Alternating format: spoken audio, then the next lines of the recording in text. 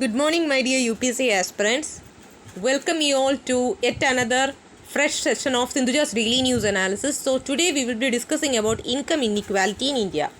See, income inequality is a problem which we are facing in India nowadays.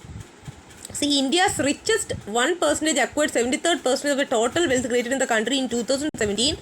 As per a new survey by international rights group Oxfam, 67 crore Indians, which comprise the population's poorest half, saw their wealth hike by only 1% in 2017, according to the same report. See, I am telling about the background, how the situation was.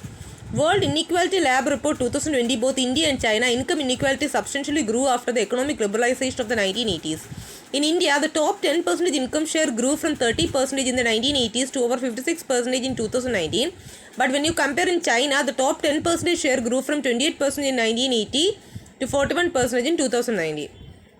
Now, why in India this is more problematic? This is due to the prevalence of caste system and regional imbalances. Okay. Then when a study was conducted, it was found that 5 states like Maharashtra, Uttar Pradesh, Kerala, Tamil Nadu and Haryana owned about 50% of the country's total wealth. Now, some of the reason I discuss now itself, but apart from that, if we take or consider the factors or reasons behind income inequality, the following one we should cite. First one is, high tax rates are responsible for inequality in the distribution of income and wealth.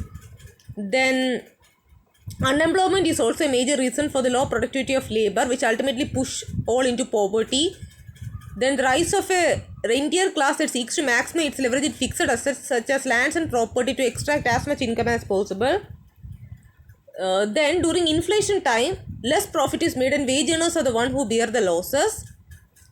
Then in a study conducted by the Reserve Bank in the year 2019, they confirmed that housing affordability has significantly deteriorated over the last 4 years. So that is one of the reasons. Why? Because it will result in unsurprising how millennials choose to rent rather than bear the increasingly unaffordable burden of high EMIs. So these are the reasons for income inequality. Now, what are the consequences of this income inequality? See, regional imbalances will pose a serious threat to cooperative federalism, and this goes against our very constitutional ideas of equality of status and opportunity and equitable distribution of wealth.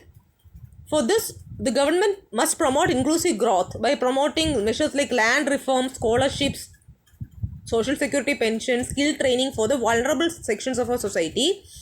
Then inheritance tax should be introduced for the super rich. Then private sector investment is also necessity, and this has to be encouraged by improving the business environment, discouraging tax terrorism, etc. Then when we analyze the Oxfam erosion of worker rights, according to them, excessive influence of big business over government policy making and the corporate drive to minimize cost to maximize returns to the shareholders are some of the major causes of income inequality. So what is the way forward? Way forward is regarding inclusive growth plan should be brought so that it can address the income inequality problem in India. Then the central government and Niti Aayog, the so-called think tank, should evolve policies to correct the inequalities between states and bring about cooperative federalism in its true form. Then government has to ensure that its policies address the causes of poverty or income inequality and thereby ensure the creation of a free and fair market. Then the government must focus on quality of public services like health and education. They should see that it is a great leveler.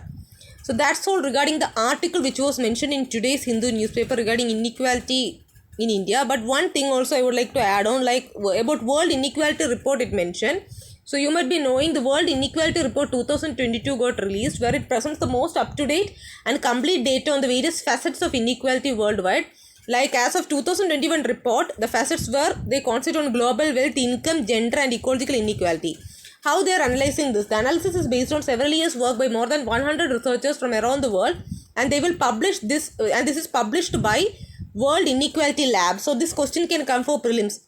Who publishes World Inequality Report? This is published by the World Inequality Lab.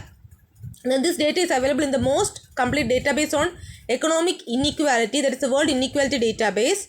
The report includes a foreword by 2019 Economic Nobel Prize laureates Abhijit Banerjee and Esther Duflo. Okay, so this much extra things you need to remember, because sometimes they can ask you in prelims what this report and who is publishing this and all those sort of things.